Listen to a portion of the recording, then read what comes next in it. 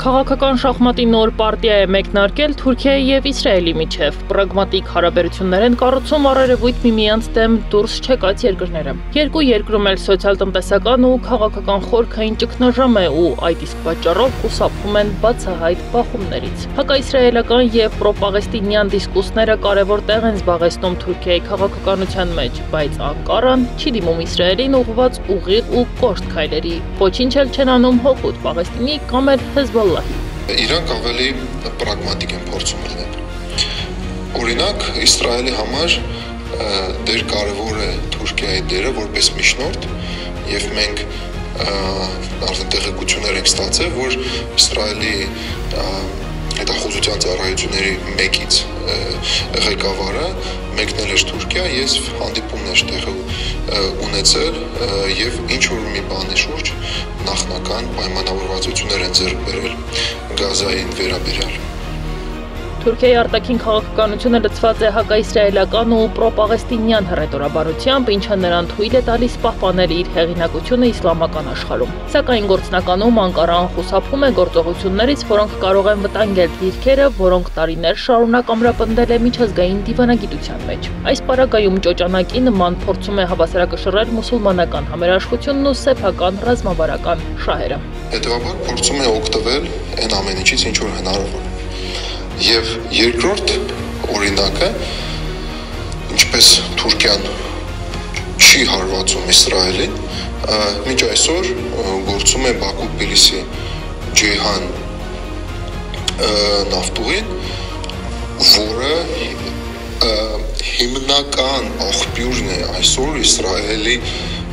ռազմական մեքենայի եւ տնտեսության համար։ Նույնիսկ մատակարարման աճի առումով Թուրքիան հստակ ռազմավարություն ունի։ Եթե նա ցանկանար կտրուկ քայլերի դիմել, ապա չէր շարունակի հանդիսանալ ադրբեջանական նավթի հիմնական տրանզիտային հանգույցն Իսրայելի համար։ Թեհրանի եւ Անկարայի քաղաքական մանևրները ավելի շատ բախում են, քան գործակցություն, իսկ Իսրայելի սանձազերծած պատերազմն ավելի շատ ուղղված է Իրանի դեմ։ Փորձագետների կարծիքով Թուրքիան եւ Իրանը ներկայումս չեն ձգտում համատեղ դիմադրել Իսրայելին։ Դիմադրության առանցքը, որը կա, ինքն է փաստացի ներգրավված այս պատերազմի մեջ, այլ ոչ թե Թուրքիան կամ այլ պետությունները, հակառակ որոշ արևական պետությունները փաստացի ռազմական ոլորտում աջակցություն տրամադրեցին Իսրայելին։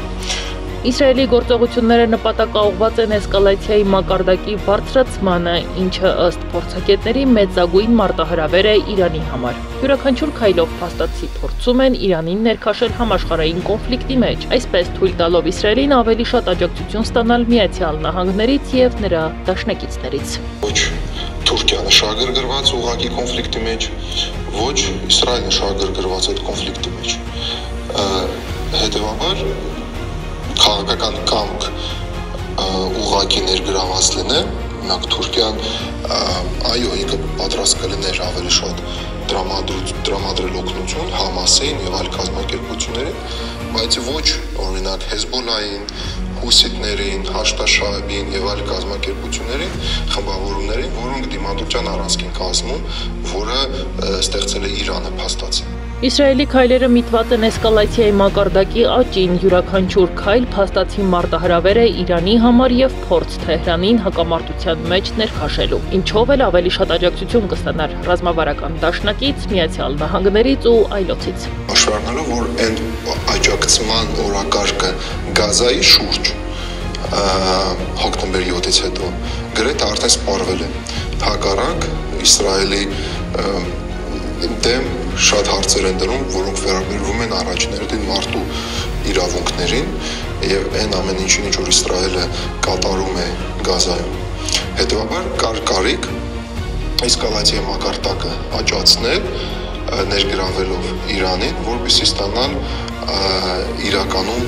աջակցություն ԱՄՆ-ի կողմից։ Նեթանյահուի ռազմավարական հաշվարկները թեև որոշ չափով հաջողում են, սակայն ամբողջական պատերազմի այդպես էլ չեն վերածում։ Իրանը փաստացի չի մասնակցում լիարժեք ռազմական գործողություններին, բայց Իսրայելը տեղային մարտեր հրահրելու դիմաց ստանում է անհրաժեշտ ռազմավարական աջակցությունը։ Ուղղակի եւ անուղղակի պատերազմները, որոնք այժմ մոլեգնում են մերձավոր արևելքում, ձևավորում են վտանգավոր նախադեպեր, սպառնալով պորտկալ մեր տարածաշրջանում նոր կործանարար հետևանքներով։ Սա արդեն միայն ռազմավարական մարտահրավեր չէ, այլ հստակ նախազգուշացում, որ փոքր պետությունները կարող են դառնալ գերտերությունների բախումների պոլիգոնները, ինչպես Լիբանանը։ Հարցը պարզապես ժամանակն է, արդյոք Հայաստանը պատրաստ է դիմակայել, թույլ չտալով, որ այս խաղի հաջորդ հատարաբեմը մեր սահմանները դառնան։ Նանե Հայրապետյան, Գեղամ Ղազարյան, ABC Media։